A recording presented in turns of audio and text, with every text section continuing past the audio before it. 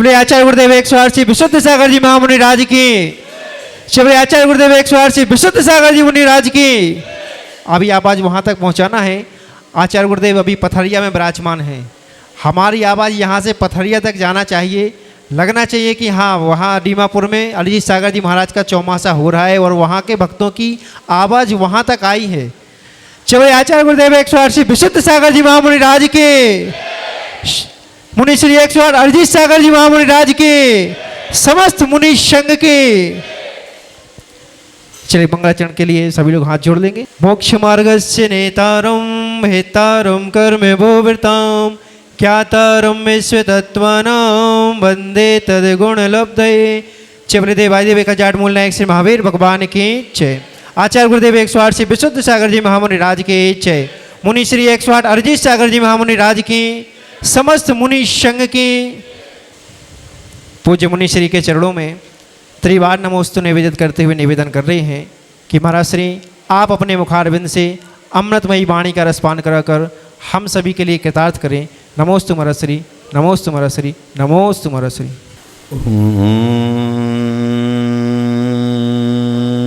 नमः सिद्धेभ्यः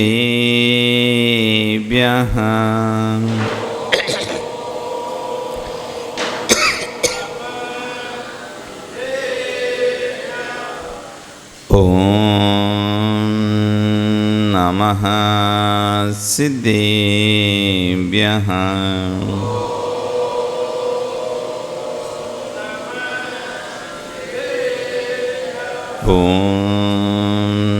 नमः सिद्धेभ्यः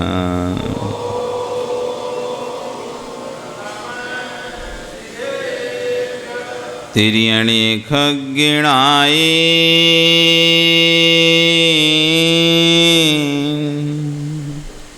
रुतारी मोय सिरणी बिहू आयरी राव बसियो परवादिन्यो भव्य झीलोए सत्वे सुमैत्रीं गुणेषु प्रमोदं क्लिष्टेषु जीवेषु कृपावरत्वं माध्यस्थभावं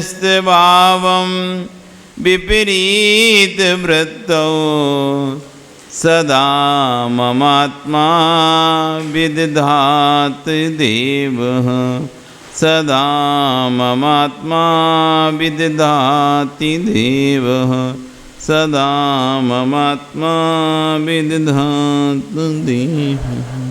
बोले अनंत हंस परमेष्टि भगवानी की, आदिरूप आदिनाथ भगवानी की, वर्तमान शासन महावीर भगवानी की, आचार्य अमृत गति स्वामी महाराज की, गणाचार्य आचार्य विराग सागर जी महाराज की, पट्टाचार्य आचार्य गुरु श्री 108 विशुद्ध सागर जी महाराज की, अहिंसा में विश्व धर्म की। चबले मुनि श्री 108 अलीजीत सागर जी महामुनि राज की। वर्तमान शासन एक वर्धमान स्वामी के शासन में तीर्थंकर प्रभु की चरण निश्राम में बैठकर हम सभी जिन देशना का श्रवण कर रहे हैं। आचार्य भगवान अमृत गति स्वामी महाराज अंतस की भावनाओं को उद्घाटित करते हुए समझा रहे हैं। सामयिक करना है तो सुशांत साम होना होगा। सामयिक करना है तो निर्मल होना होगा। कसाय में सामयिक नहीं होती। हम कितना भी सोचें कि हम सामयिक कर लें, लेकिन विश्वास मानो आप जब तक स्वयं में शांत नहीं होगे, स्वयं में आप अपने आप में विशुद्ध नहीं होगे, आंख बंद करके बैठ सकते हो लेकिन सामयिक नहीं कर सकते। अशोक जी, नींद भी आती है तो जब व्यक्ति निर्विकल्प होता है तब आती है। आप सोते भी हो ना तो नींद तभी आती है जब आपका दिमाग शांत हो जाता है। अगर दिमाग में कुछ चलता रहे तो आँख तो बंद रहेगी तुम्हारी रात भर। कभी ऐसा हुआ कि नहीं हुआ कि सारी रात आँख तो बंद रही लेकिन आपको पता है मैं सोया नहीं हूँ? आँख बंद रही, लेटे रहे, लेकिन आपको पता है, पंकज क्या नाम तुम्हारा, नींद नहीं आई, पर पूरी रात निकल गई। कोई पूछा नहीं, आँख तो नहीं खोले थे, आँख तो बंद थी, लेकिन पूरी रात ऐसा लग रहा है मैं जग रहा हूँ। क्यों? दिमाग में कुछ चल रहा था। दिमाग में जब कुछ चलता है, कोई टेंशन, कोई फिक्र, कोई चिंता जब चलती है दिमाग में, तो नींद भी नहीं आती। जब सोचो नींद नहीं आएगी, जब दिमाग में कुछ चलेगा, तो ऐसे व्यक्ति की सामयिक कैसे हो पाएगी? आचार्य कह रहे हैं सामयिक करना है तो साम सुशांत तो होना होगा। साम हुए बिना सामयिक नहीं होती है, और सामयिक हुए बिना समाधि नहीं होती है। जिसने सामयिक नहीं करी वो कभी समाधि कर ही नहीं सकता। इसलिए आजकल एक ट्रेंड चल गया, ट्रेंड समझते ना, एक प्रचलन, प्रथा।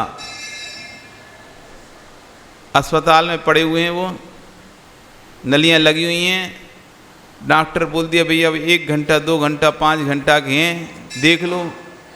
सो ले गए जल्दी से महाराज के पास, इन्हें दीक्षा दे दो, इनकी समाधि करा दो। वो फटाक से उनको अब इनसे पूछ रहे हैं, हाँ सब त्याग करना है। अब वो कुछ बोल ही नहीं रहा। हाँ हाँ देखो आँख ला दी, आँख ला दी, आँख ला दी, पलक झपका दी, पलक झपका। अब वो पलक झपकाने का मतलब मना था या हाँ था, ये कौन को पता? मुंह से तो आवाज़ निकल ही नहीं रही उसके, और ज़बरदस्ती मोड़ दिया, ज़बरदस्ती केस लॉन्च कर दिया, ज़बरदस्ती पीसी का बंडल पकड़ा दिया। अरे उसने कभी सामयिक की नहीं है, तुम समाधि करा रहे हो। उसे होश ही नहीं है, अपने ही होश नहीं है, वो क्या व्रतों को पालन कर पाएगा? जिसको स्वयं का होश नहीं हो रहा है, वो क्या इन महाव्रतों को पालन करने का ध्यान रख पाएगा? अंतिम में इधर दी नहीं दीक्षा, 2 घंटे में चला गया। उसको होश ही नहीं था, वो तो लेटा हुआ है, जबरदस्ती पकड़ पकड़ के हिला हिला के उसे अब आरिका बन गए, अब मुनि बन गए, अब ये हो गए, अब वो हो गए। आचार्य कहने जिसने सामयिक नहीं करी उसको समाधि कैसे हो गई?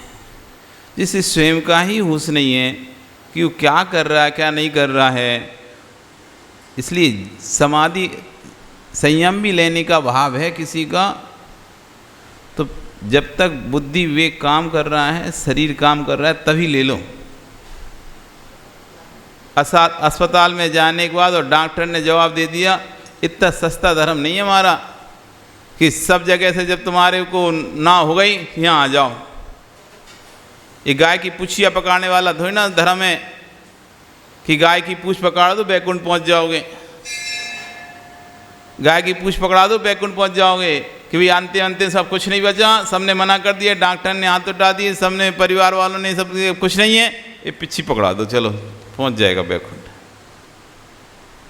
ये पुच्छी पकड़ाने वाला धर्म नहीं है कि पुच्छी पकड़ा दी तो बैकुंठ पहुँच जाएगा या उससे समाधि हो जाएगी। अरे समाधि हो गया, समाधि हो गई, समाधि हो गई। तो मैं समाधि का शौक ही था, अपने पिता की अपनी माँ की समाधि कराने का शौक था। जब उनके हाथ पैर काम कर रहे थे तब तो तुम कहते नहीं हम जाने नहीं देंगे, यहीं रहो। भावना भी व्यक्त करता था, भैया हमें चले जाने दो संग में, हमें चले जाना, जाने नहीं देता था जीव, रोक के पकड़ के रखता था। और जब अंतिम बिल्कुल निकल गए, देख लिया कि अब कुछ सार नहीं बचा, तब कह रहा है इनकी बहुत भावना थी दीक्षा लेने की, महाराज जी इनकी बहुत भावना थी दीक्षा लेने की, अब इन्हें दीक्षा दे दो। कब दे दो? एम्बुलेंस से निकाल के लाए, स्ट्रेचर से उतारा नहीं है, बस लिटा दिया एक तख्ते पर, पहना दिया सफ़ेद कपड़ा अथवा उतार दिया खारा कपड़ा, वही दीक्षा। तो आश्चर्य कर रहे हैं, जिसने सामयिक हुए बिना समाधि होती नहीं है, समाधि हुए बिना निर्माण होता नहीं है।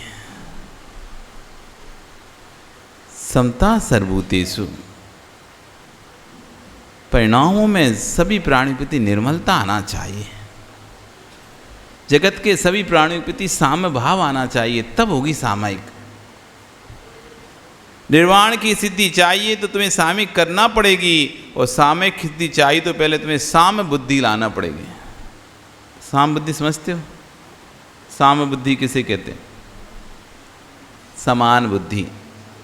जैसी बुद्धि आपकी अपने मित्र पर है, वैसी बुद्धि अपने शत्रु पर होना चाहिए। जैसी बुद्धि आपकी अपने परिवार के ऊपर है, वैसी बुद्धि आपको अपने पड़ोसी के ऊपर होना चाहिए। जैसे आप अपनी संतान को देखते हो जिस दृष्टि से, वैसे आपको दूसरी संतान को भी देखना चाहिए। जैसे आप अपनी बेटी को देखते हो, ऐसे आप दूसरे की बेटी को देखना चाहिए। जो अलग अलग मापदंड हैं, जहाँ पर वो मापदंड हट जाते हैं, वहाँ आती है साम्य बुद्धि। पंकज, बच्चों की शादी हो गई क्या? अभी किसी की नहीं हुई? संपत तुम्हारे, एक बेटी की शादी हो गई क्या? तो समधी बन गए क्या? समधी बन गए क्या? समधी, समधी का मतलब समझते क्या होता है? क्या होता है? हैं? सगा, सगा है ना। समधी का आज तक तुमने आज तक समझा ही नहीं है। समधी, समधी जहां पर समान धी यानी बुद्धियां हो जाती हैं, तो मेरे बेटे को अपना बेटा समझना, मैं तुम्हारी बेटी को अपना बेटी समझूंगा। तुम मेरे बेटे को अपना बेटा जानना, मैं तुम्हारी बेटी को अपनी बेटी जानूंगा। हम दोनों समान बुद्धि के हो गए, इसलिए बन गए समधी। इसका नाम है समधी। दोनों ने अपनी धी यानी बुद्धि, वो उस बेटी को अपनी ही बेटी देख रहा है, वो पिता उस दूसरे के बेटे को अपना ही बेटा देख रहा है। दोनों ने अपनी बुद्धियां एक सी कर ली हैं, इसलिए दोनों में रिश्ता हो गया। कह रहे हैं समधी। जब ऐसी समधी हो जाए तुम्हारी अपने में और दूसरे में, कि जैसा दर्द आपको महसूस होता है, वैसा दर्द दूसरे को भी महसूस होता है, बस इतनी सी बुद्धि आपको आ जाए। कोई आपके गाल पे थप्पड़ मारता है तो आपको कितनी पीड़ा होती है, तो आप भी जब किसी गाल पर थप्पड़ मारते हो, उसको भी उतनी ही पीड़ा होती है। एक बार एक गांव में दो व्यक्ति थे। पहले तो मित्र थे, लेकिन अचानक किसी बात को लेकर आपस में दोनों में लड़ाई झगड़ा हो गया। खेत पर काम कर रहे थे और काम करते करते लड़ाई झगड़ा इतना अधिक बढ़ गया, एक व्यक्ति ने दूसरे व्यक्ति का घात कर दिया। एक व्यक्ति ने दूसरे व्यक्ति का घात कर दिया, और जब वे लड़ाई कर रहे थे, तभी एक बेटे की माँ अपने बेटे के लिए खेत पर खाना लेके आ रही थी। दूर से देखती है कि दोनों लड़के लड़ रहे हैं, दोनों व्यक्ति लड़ रहे हैं, और दौड़कर जब तक पहुंचती है, तब तक तो लड़ाई इतनी अधिक बढ़ चुकी थी कि जो हल्का मूठा था उसने उस दूसरे व्यक्ति को दे मारा और उसके पेट में लग गया। जब तक माँ पहुंचती, गांव के लोगों को बुलाती, अस्पताल लेके जाती, तब तक तो वो जीव जा चुका था। एक सिंगल लौता बेटा, पति पहले ही मर चुका था, उसका सहारा मात्र बेटा था। अब बताओ उस माँ का क्या हाल होगा। जब पति चला जाता है किसी का, उस माँ से पूछो उसकी क्या स्थिति बनती है। पति का जिसको सहारा होता है, कोई आंख नहीं उठा पाता उसके ऊपर। पति का सहारा जैसे जाता है, चार लोग बड़ी बड़ी आंख करके खड़े हो जाते हैं। तब उसको अपने बेटे का सहारा होता है। जब पति साथ रहता है, पति रहता है किसी के साथ, तो कोई व्यक्ति की हिम्मत नहीं होती दूसरे की, उसको पता है इसका पति है, अब मैं कुछ बोलूँगा लड़ने आ जाएगा मुझसे, हालत ख़राब कर देगा मेरी। बोलता नहीं आदमी। और उसका पति यदि मर जाता है ना तो लोगों की आंखें जो नीची होती थी ना वैसी ऊंची हो जाती हैं, दृष्टि बदल जाती है। व्यक्ति के जाने से दृष्टि बदल जाती है लोगों की। और फिर सहारा रहता है बेटे का, और जिसका एक लौता बेटा हो, पति जाने के बाद जिसके सहारे वो जी रही हो, उसका बेटा भी यदि चला जाए तो बताओ उस माँ की क्या हालत हो रही होगी। आप कल्पना कर सकते होंगे कैसे फूट फूट कर रो रही होगी, कितनी दर्द, कितनी पीड़ा, कितनी तकलीफ उस माँ को हो रही होगी। सारा गांव इकट्ठा हो गया, उस दूसरे लड़के को तो सजा दिलाएंगे। इस सीधे साधे लड़के को उसने मार डाला। अब इस माँ का कौन सहारा होगा। थाने गए, रिपोर्ट लिखवाई। माँ ने भी बताया कि किसने मेरे बेटे को मारा। ढूंढा गया और ढूंढने के बाद उस लड़के को पकड़ लिया गया जिसने मारा था। कुछ दिनों बाद उसको कोर्ट में ले जाया गया। पेशियां चल रही, अंतिम दिन आ गया जब माँ का गवाही होनी है और गवाही होकर जज को अपना फैसला सुनाना है। उस माँ को बुलाया गया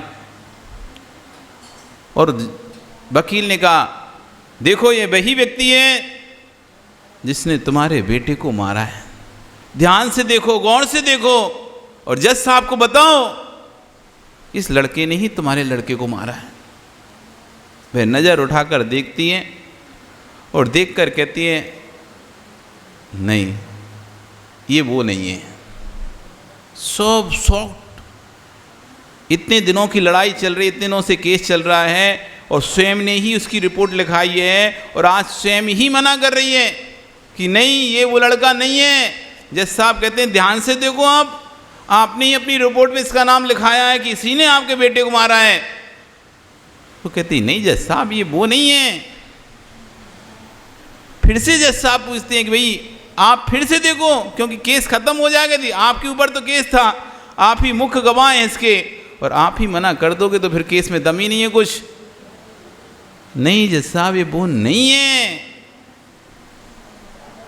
और उसको बाइज्जत बरी कर दिया जाता है।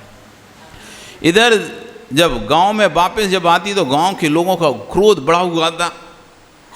पहले तो इसने इल्ज़ाम लगाया और अब अचानक मना क्यों कर दिया, जबकि सबको पता है, उसको भी पता है, सब पूरे गांव को पता है इसी ने ही मारा है और उसने भी अपना जुर्म कबूल कर लिया था। फिर भी इसने इसको क्यों बचाया? क्या इसे उसने कुछ पैसे दे दिए? क्या कोई पैसे मिल गए इसको? सब लोगों ने एक पंचायत बिठा दी। पंचायत उस माँ को खड़ा कर दिया, उत्तर दो आपने उसे क्यों बचाया? तब वो माँ कहती है बेटे के जाने का पीड़ा क्या होती है शायद आप लोगों को पता नहीं है। आपका भी बेटा गया नहीं है। जिनके घर में कोई जाता है ना, हम तो समझाने पहुंचते हैं भैया ये तो संसार की व्यवस्था है, आना जाना लगा रहता है, लेकिन जिसका जाता है ना उससे पूछो, उसकी पीड़ा उससे पूछो। तुम तो दो शब्द के लिए अपना बोल देते हो, बाकी उसकी पीड़ा जो उसको है वो तुम नहीं बता पाओगे। उसने कहा पंचायत में कि किसी के पति की जाने की पीड़ा क्या होती है उससे पूछो, किसी की बेटे की जाने की पीड़ा क्या होती है उससे पूछो। मैं अपना बेटा खोई हूँ, मैं अपना बेटा खोई हूँ, मुझे पता है बेटे के जाने का दर्द क्या होता है। इसकी माँ एक रात पहले मेरे पास आई और अपने प्राणों की, अपने बेटे के प्राणों की भीख मांग रही थी। तब मुझे लगा मैं तो अपने बेटे के लिए तड़प ही रही हूँ, एक माँ को और उसके बेटे के लिए नहीं तड़पाऊंगी। यदि मैं इसके लिए गवाही दे दूंगी, इसको फांसी भी हो जाएगी, इससे मेरा बेटा तो वापस आएगा नहीं, पर एक माँ और जैसे मैं अपने बेटे के लिए तड़प रही हूं, दुखी हो रही हूं, ऐसे वो भी अपने बेटे के लिए तड़प रही होगी। इसलिए मैं किसी माँ को तड़पाना नहीं चाहती थी, मैं किसी माँ को रुलाना नहीं चाहती थी, क्योंकि मुझे पता है बेटे के जाने का गम क्या होता है। इसलिए मैंने अदालत में मना कर दिया कि मैं इसको नहीं पहचानती। उसे समझ में आ रहा था जैसा दर्द मुझे हो रहा है बेटे के जाने का, जब इसका बेटा यदि फांसी पर चढ़ेगा उस माँ को भी वैसा ही दर्द होगा। ये है साम बुद्धि। मेरा कोई नाम खराब करे तो मुझे कैसा दर्द होता है, मेरा कोई नाम खराब करे तो मुझे कैसा पीड़ा होगी। मैं दूसरों का नाम खराब करूंगा तो उसको भी तो वैसी ही पीड़ा होगी। इसलिए भैया, माताओं, पुरुषों, किसी के बारे में भी कुछ भी बोलो ना,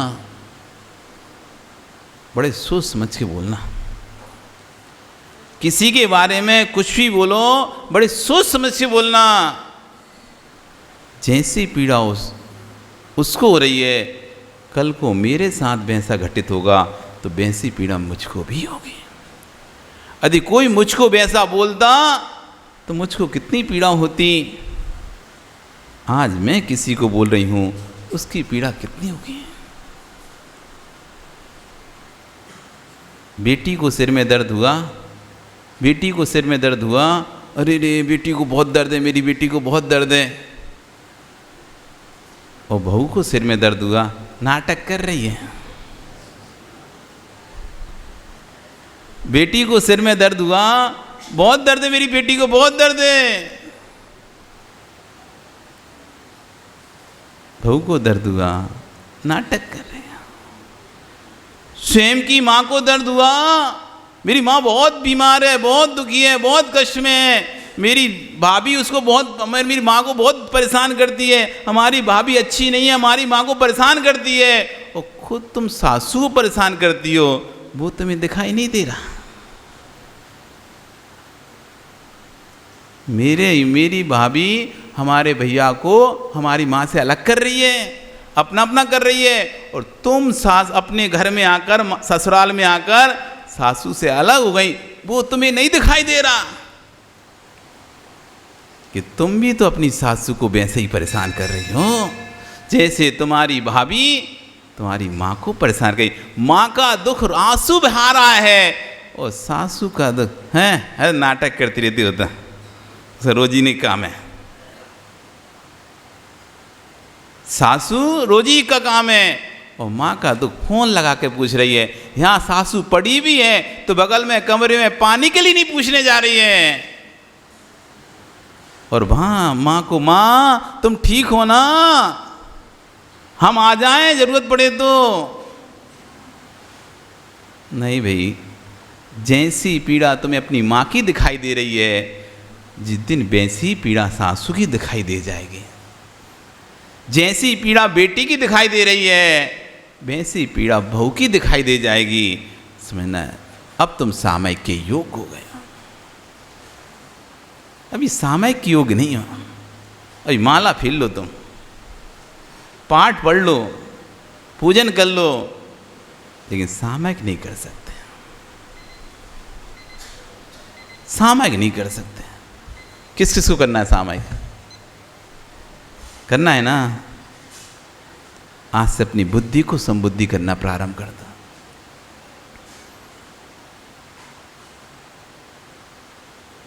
आंख में एक बूंद सर्प का चला जाए, आंख में एक बूंद सर्प की चली जाए, निरमा की चली जाए, जलन होती कि नहीं होती? भैया जलन होती कि नहीं होती?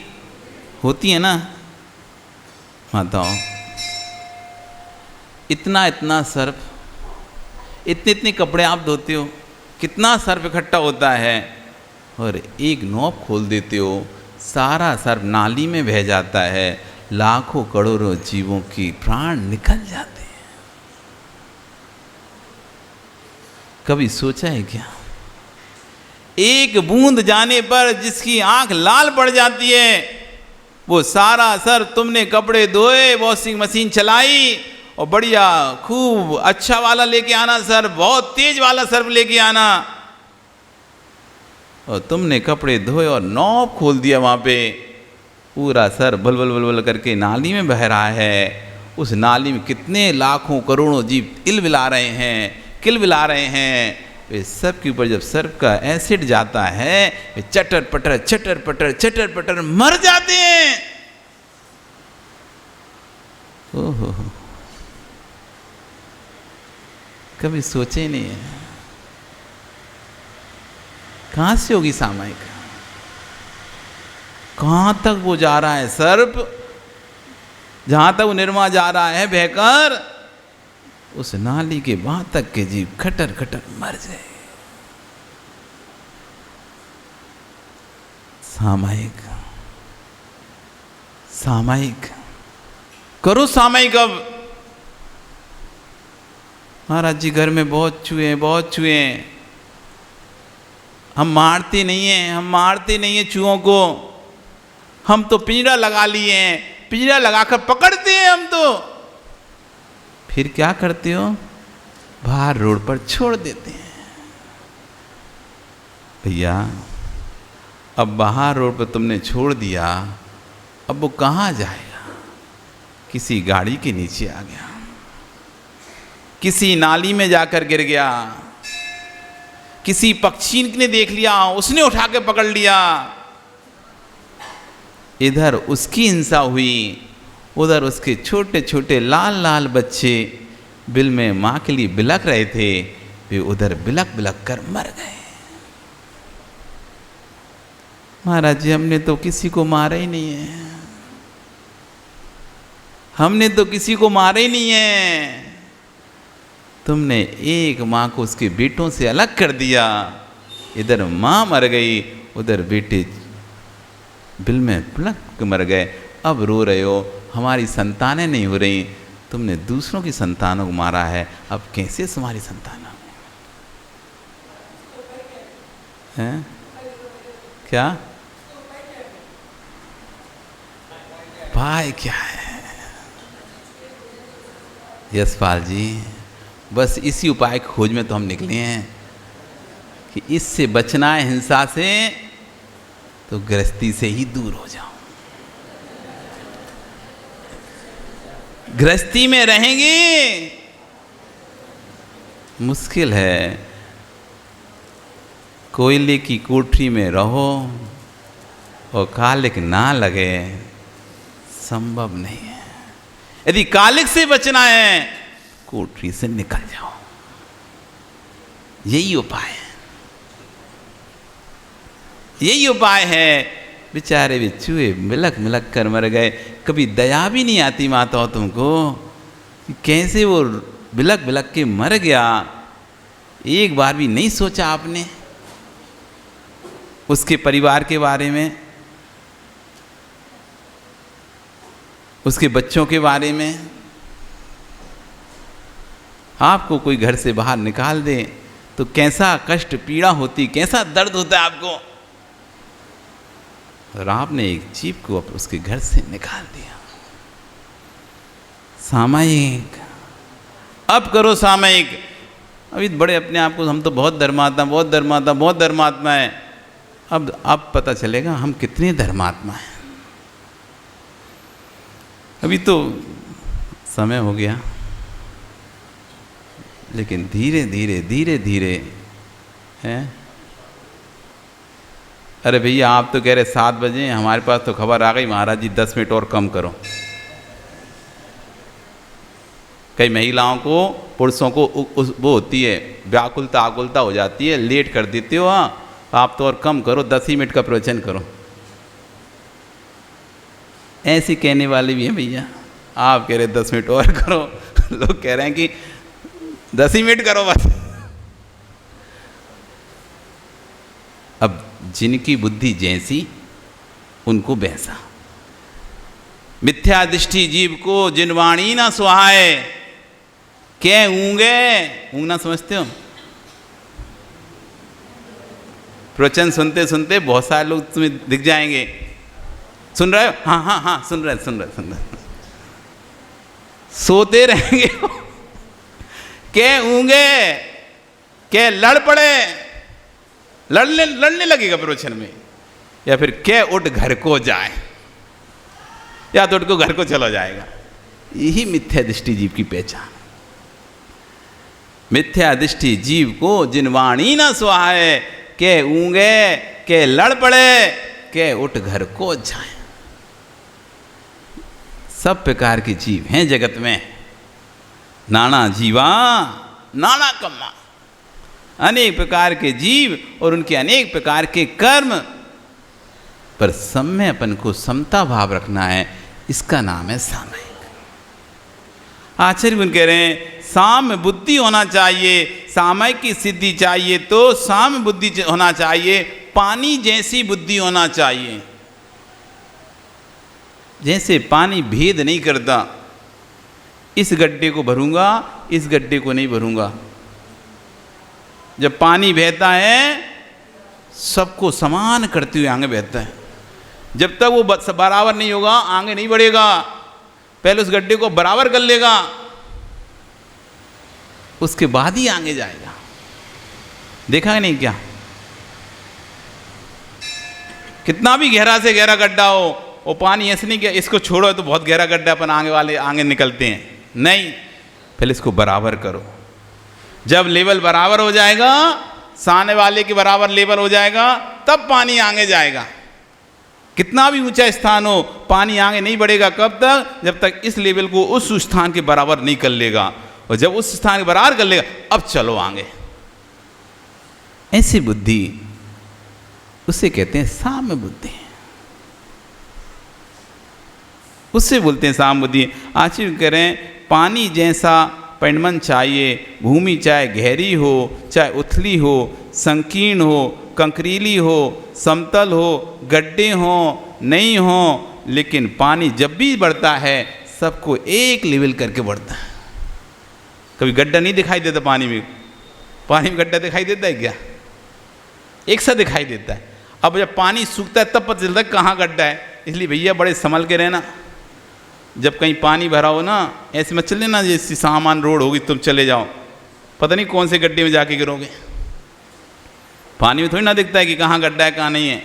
इसलिए जब भी निकलो तो बड़े संभल कर लेना, क्योंकि पानी की आदत है सबको समतल करके। तो जैसी पानी की है प्रकृति, वैसी स्वयं की बुद्धि हो जाए, समझना उसी दिन तुम्हारा कल्याण हो जाएगा। आपका कल फिर आओगे पर्याय रही तो और बहुत चर्चा यहाँ पर आचार्य करने वाले हैं। अभी तो सत्वेषु मैत्री की चर्चा यहाँ पे प्रारंभ हुई है, अभी चलेगी लंबी, और बहुत सारी चीज़ें यहाँ पर आचार्य भगवान यहाँ पर कहेंगे। तब हम एक एक चीज़ को जब गहराई से देखेंगे तब हमको समझ में आएंगे हम कहाँ गलत हैं। अभी तो हमें ऐसा लगता है हम तो साहूकार है, बाकी सब चोर हैं। मैं ही एक साहूकार हूँ, बाकी सब चोर। अब समझ में आएगा मैं ही चोर हूँ, मैं ही चोर हूँ। जिससे मैं अपने आप को साहूकार समझता था, तब चलेगा मैं खुद ही चोर हूँ। बोली भगवान महावीर स्वामी की। चलिए जिन